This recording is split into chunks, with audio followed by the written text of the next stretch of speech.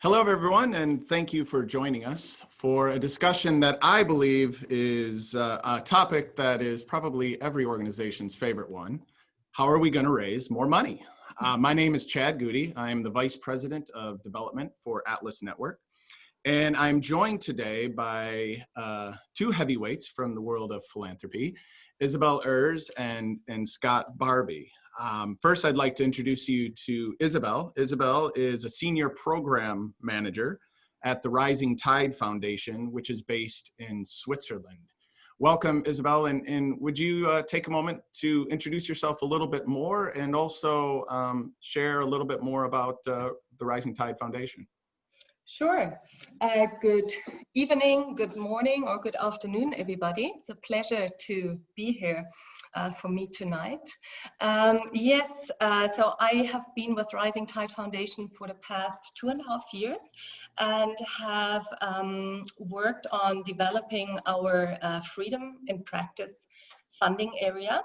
I personally have a background in business and political science from the University of St. Gallen here in Switzerland. I am Swiss and have, before joining the foundation's world, worked in management consulting.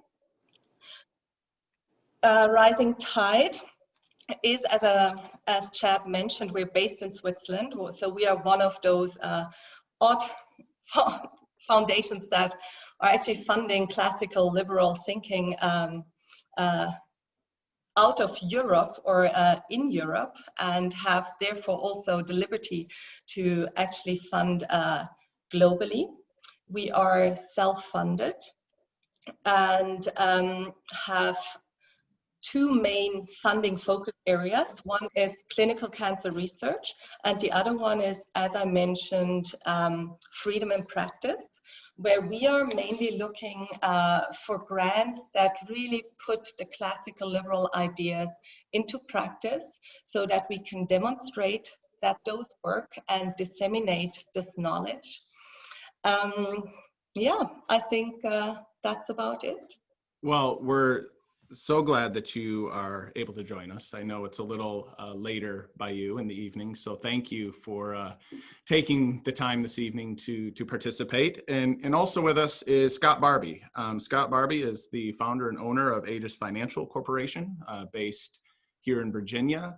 And he is also a board member and advisor to the Smith Family Foundation. Welcome, Scott. And would you take a moment to introduce yourself a little bit more? Maybe what does philanthropy mean to you? What do you look for in groups? Just to share a little bit more about yourself. Hello. Yeah, thanks, Chad. And I wanted to, before starting on that, I just wanted to tell everybody I sure miss seeing everyone in person. This event has been for many years for me a real kind of seminal marking point for this time of year for me, and it doesn't I miss everyone, and so. Look forward to seeing you guys next year and catching up with you. It's been too long. I'm a money manager. I do value investing in Virginia here. I'm a mechanical engineer and an economist from Rice University with degrees from Rice. I've been active in the Liberty movement for probably 20, 25 years. Been going to Cato events and so forth. Actually started to get really kind of serious and went to you can tell how serious I was because I went to an event with Tom Palmer at the Hotel Frontenac in Quebec with my new wife when we came back from our honeymoon. And that's kind of one of the ways I've kind of started to get interested and got to know Atlas. I sit on I gotten to know Don Smith who through the money management world and also had a meeting of the minds with him as well on the liberty front, and sit on the his Smith Family Foundation, and been very kind of active and sort of advising the foundation, and been digging around this world for many years. So and talking with a lot of donors, and making contributions myself to a select number of organizations as well. So I look forward to our conversation. Great. Well, thank you for joining as well. And we're having a few technical issues on our end here.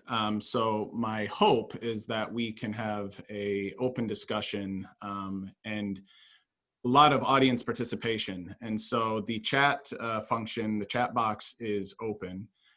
So please, if you have any questions for either Isabelle or Scott, please do not hesitate to type them in the box, and we will get to as many as possible. As moderator, I will take liberty of the first question, and I'll direct it to you, Isabelle.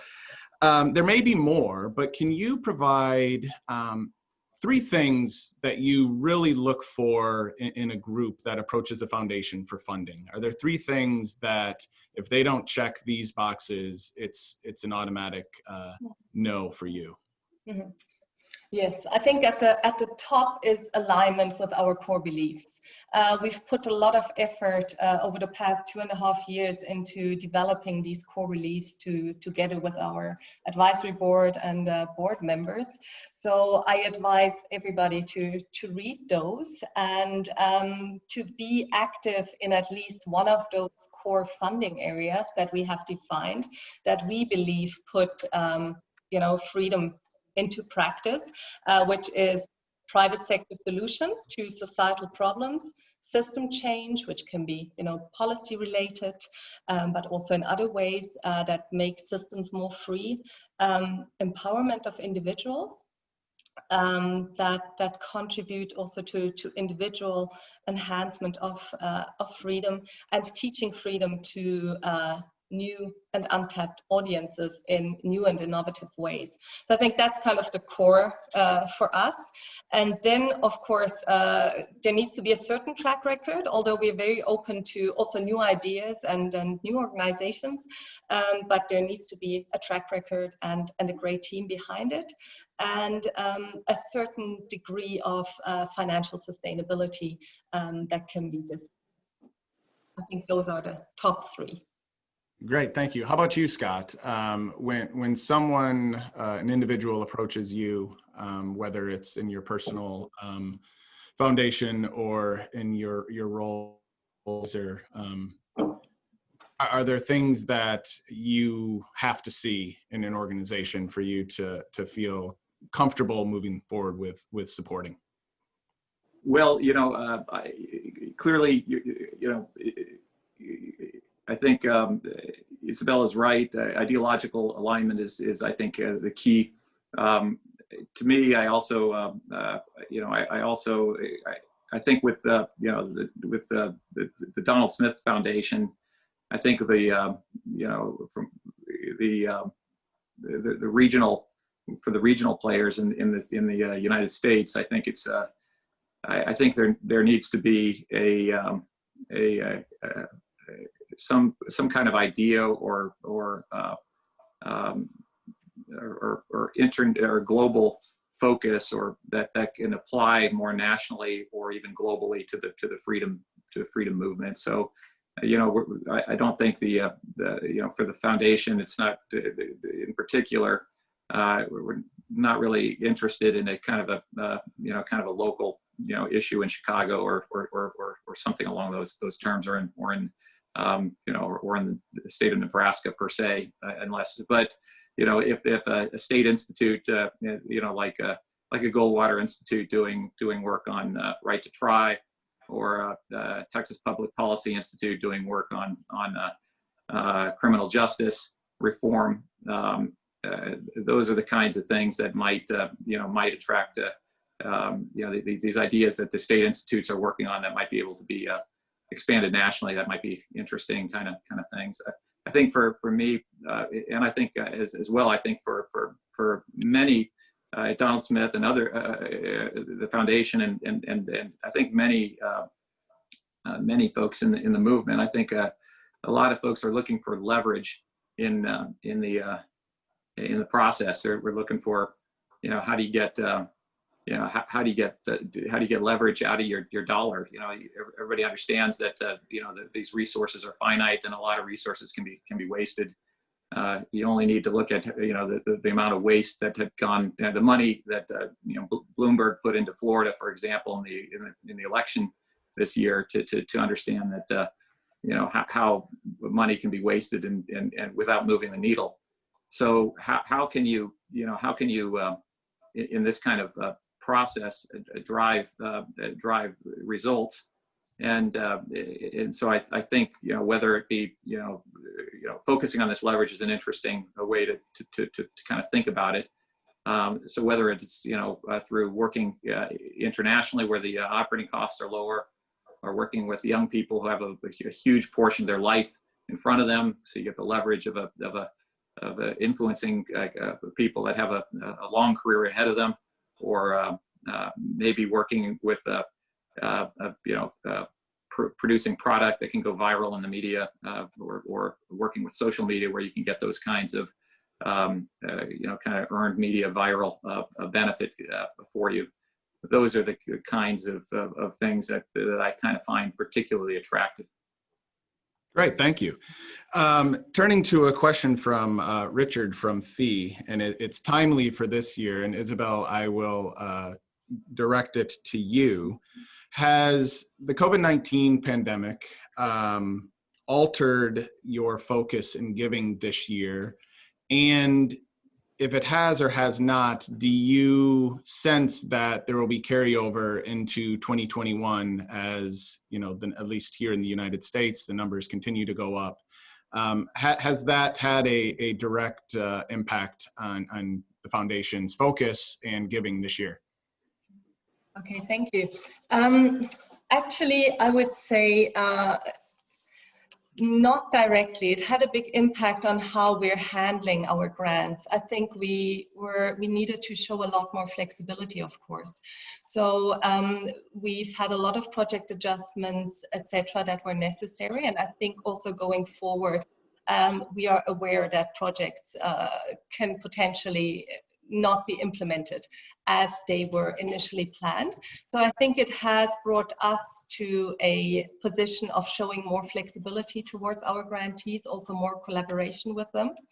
On the funding side, we have not dedicated any specific funding to COVID.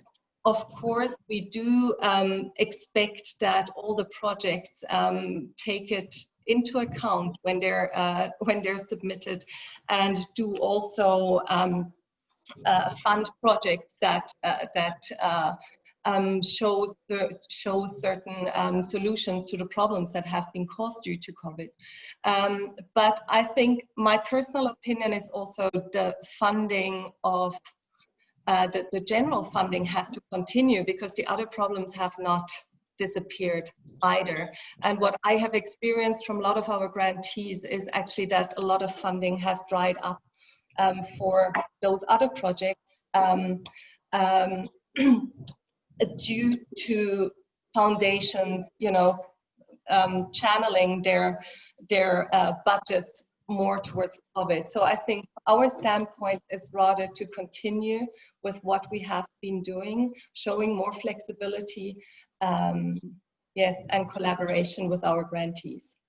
Great, thank you. The next question comes from our friends at the IEA in London, and Scott, I will direct this one to you. When considering the Overton window, how should we, their organization, set our objectives for funding? Well, I think, I actually think that, the Overton window is is actually a little bit wider than many people think, and actually going after the edges of the window is a little bit is a little bit risky from a from a political perspective, because you get into those areas where folks begin to fight dirty. They try to deliberately misinterpret what you're saying. And I'm thinking about the racial justice, the critical race theory, the environmentalism angles. These are the climate science. All these kind of areas are very, very very difficult, and it's also very tough to pursue those areas and in some ways keep funding, because it can be very difficult to achieve. It can be difficult for funders to make those contributions without some kind of retribution. So I think when and yet sometimes pursuing those areas can lead to some very significant benefits to the organization if it's done in an articulate and well deliberated and focused and appropriate manner. And so I think it's I think sometimes you have to have some courage.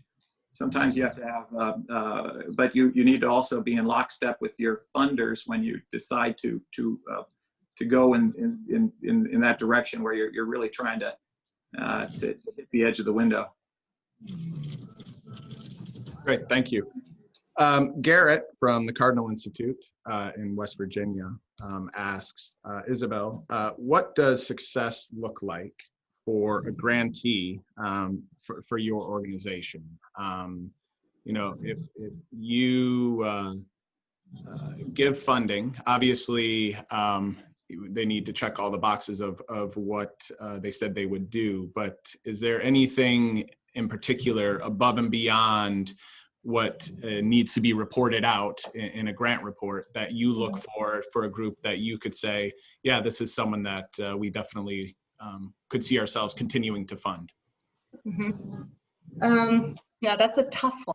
Now, of course, we know what success should look like, but so our ultimate goal is to promote freedom of individuals.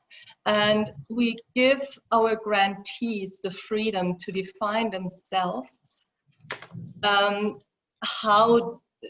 what are the metrics they would like to use to show that they have promoted, that they have made this world a freer place or brought freedom to individuals.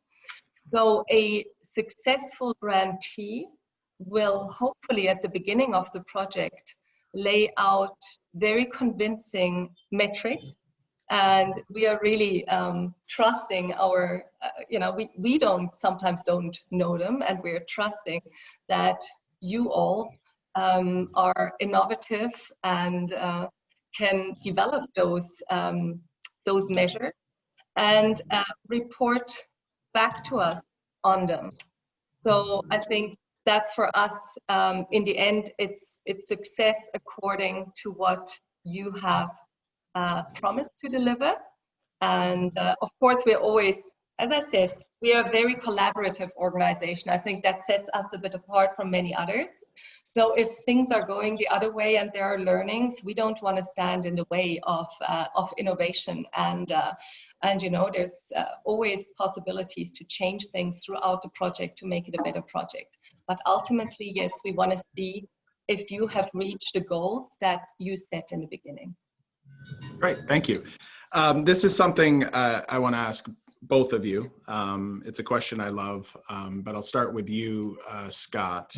What is something that you have funded or supported that you are most proud of over the years? Is there a project or something that you got behind that you are just so happy? Well, there's several groups that I've been excited about. The one that one area that comes to mind that I'm interested in, and this is the one I actually, for those of you who saw me last year, I mentioned it last year, but Casey Given at Young Voices has been doing some really interesting work, and he. And when I talk about this leverage, I think this is a really unique kind of approach, in that it provides younger people that are involved in the freedom movement to have an opportunity to drive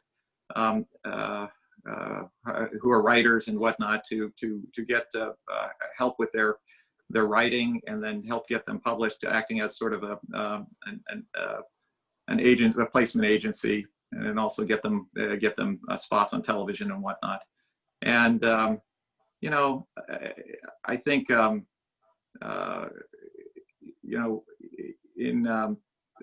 2019 Casey found Daniel DiMartino from Venezuela, and who became a Young Voices advocate, one of the Young Voices, the cadre of people that Young Voices is assisting, and then Daniel DiMartino wrote a piece in the USA Today that actually the Atlantic Council declared the most engaged piece on Venezuela in 2019. It had over 5.5 million likes and shares, and Daniel DiMartino actually went to the White House, and I think it was very, very influential. But Daniel DiMartino is not the only one. I keep seeing others as well. There's just the other day, I got a text from a friend of mine who just highlighted an article that was written by another individual that was put in fee, and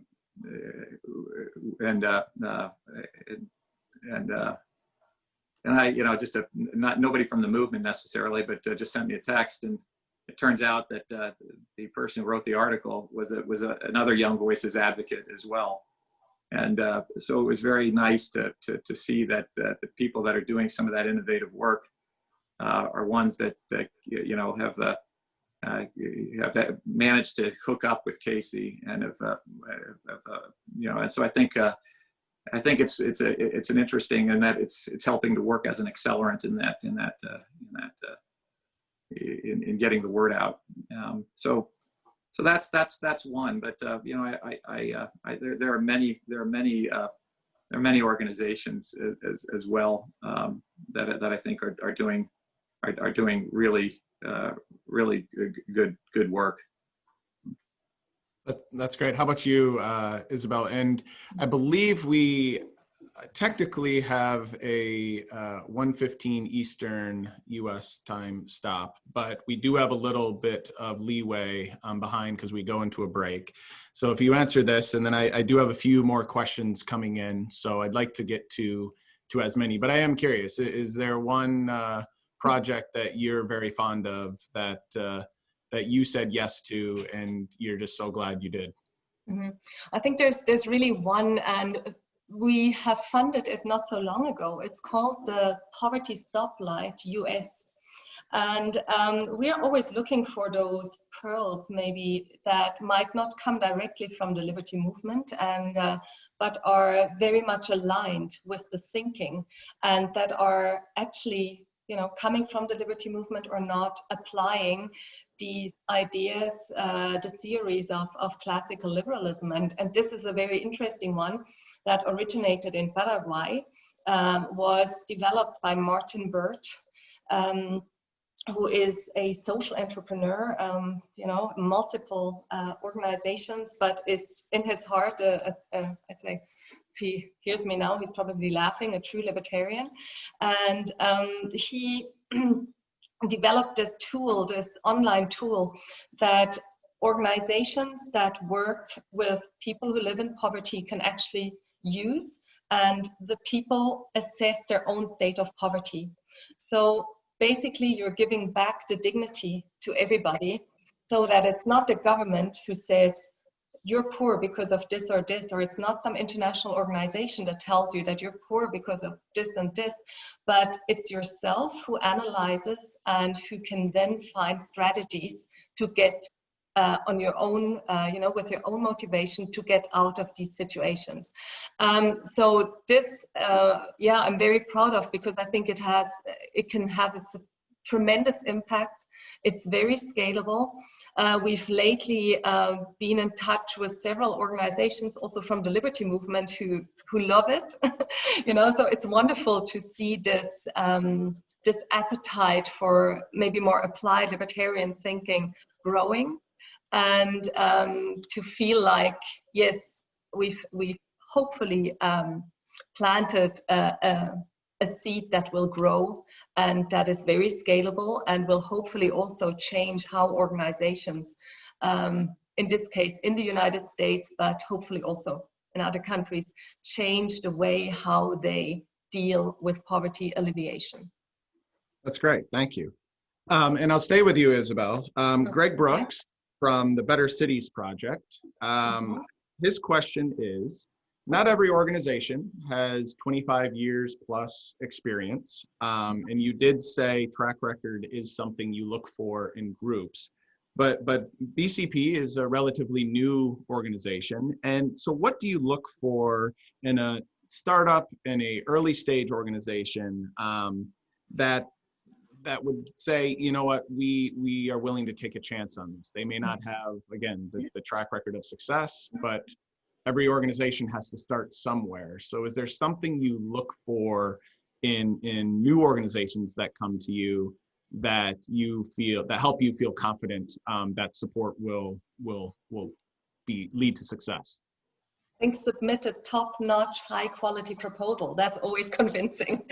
I must say that I get proposals from very established organizations where I think like, and we've just lately had an amazing organization that, I mean, they do have a bit of a track record, but small organization, a couple of $100,000 budget, so not one of the big ones. They definitely don't have a grant writer, but the idea is very compelling. The proposal was super high quality. I was just blown away. So yes. Is there something like what, in your estimation, what makes a proposal high quality? Is there something that they did, how it was written, how it was presented? What is always convincing is if there is, a very clear theory of change, so that you know how you want to tackle the problem you're trying to solve, and show clearly how this theory of change works. Show that you've thought through how you're going to measure this. I mean, in this case, it was, just also very innovative ways of working with data, etc. So I think there are a lot of different ways that you can really make a proposal stand out from just the average. Great. How about you, Scott? Is there something that you look for when a new organization asks you for a meeting and presents themselves? Are there specific things that you're looking for from an individual perspective, or maybe someone that you meet that you want to recommend to the foundation? For me, it's it's kind of a situation where I've seen a lot of people over the years, and so when I'm out at a lot of these events, I'm always kind of looking around to try to see who's new and what are they saying and what are they talking about, how much energy do they have, and it's a little bit about reading the people and their energy level, and we were just talking about we were just talking about earlier before the event started here, Gabrielle Calzada, and how, how he is just such an extraordinary individual in terms of an entrepreneur for liberty. And it's not something, you sit in a room with him for 20 minutes and you talk to him, and he has tremendous number of ideas. And when you see a person like this that comes in and starts to, it speaks with you for a while, you realize that this is a person you need to connect in with the capital if you can, because it's a guy who can help you with drive the ideas further.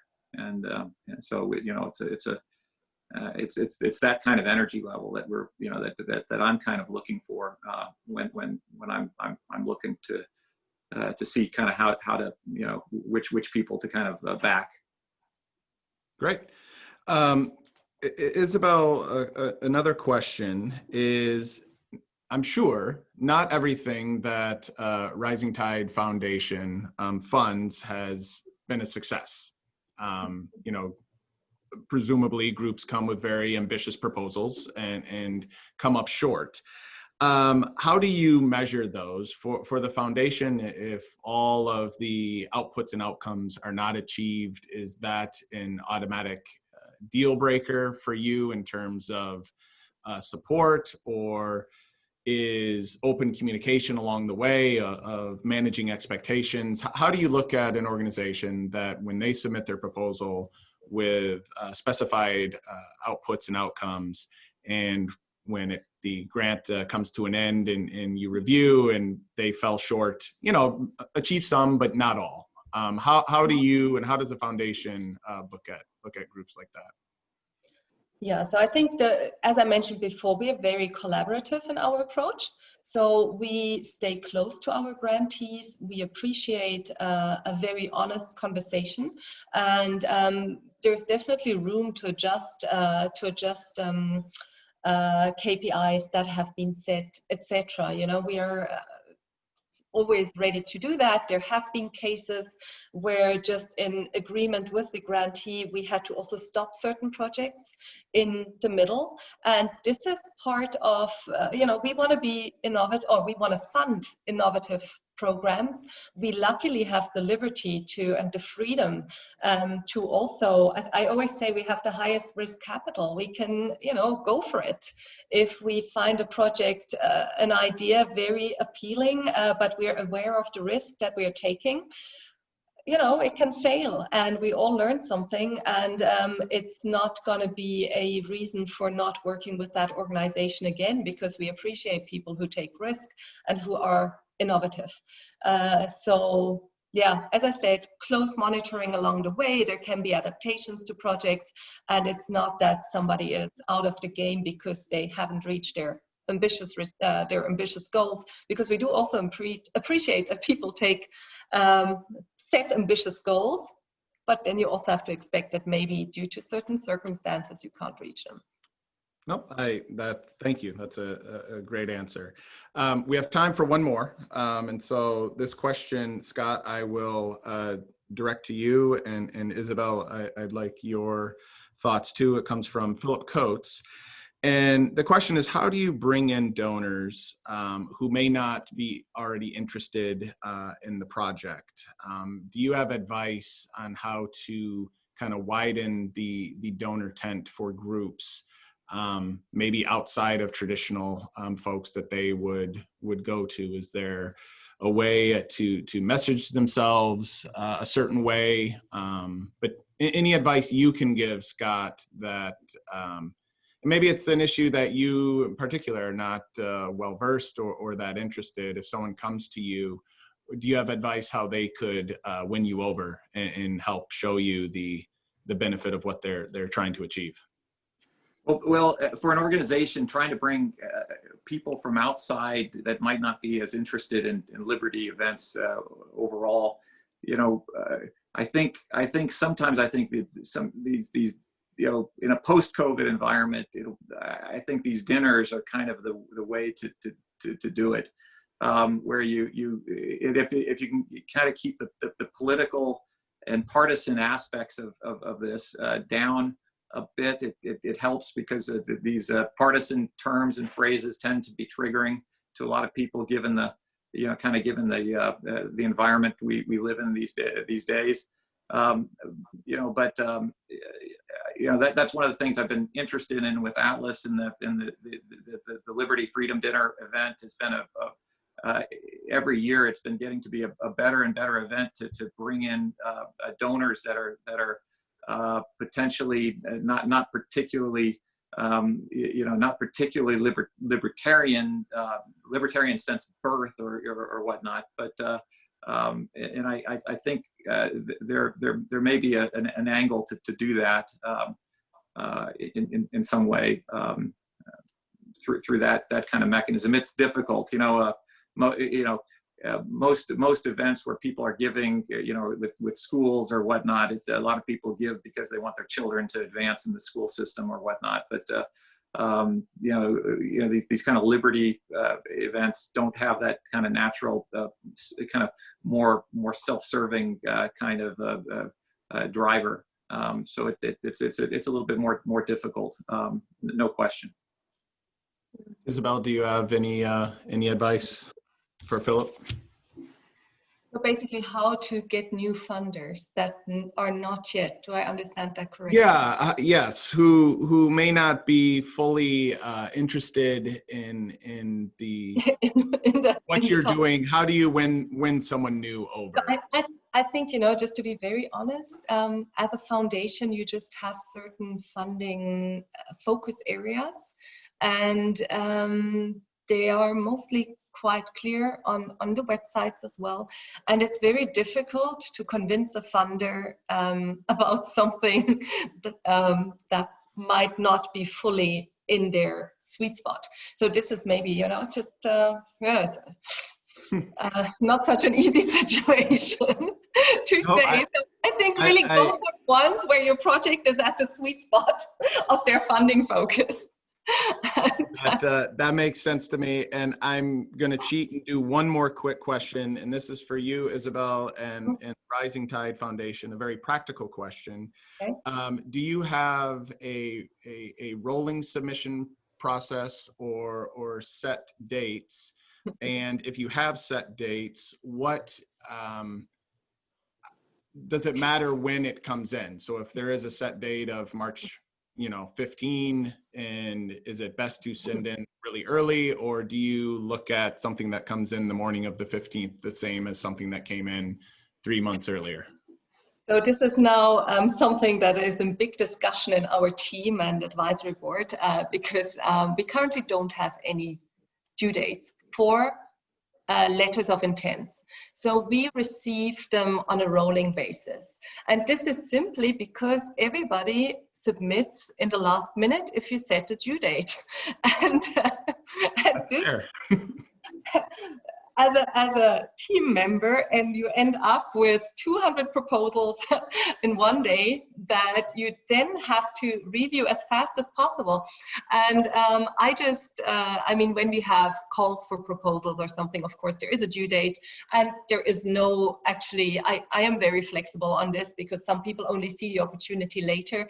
So, we treat them all the same, really equally. Of course, we might have a bit more time to read the ones that come in early. So you might have a slight advantage. We might be more diligent in reading it. So overall, I appreciate it if they come in on a rolling basis and we read them and try to move ahead as quickly as possible. It always really depends on at what stage your project is. Some we can get through the process relatively easily within like 3 probably months, 3-4 months, and some take longer. And we really work with the organizations to get that when we're interested in something, we work with them to get it to a high quality stage where we believe it is, where we feel comfortable presenting it to the board.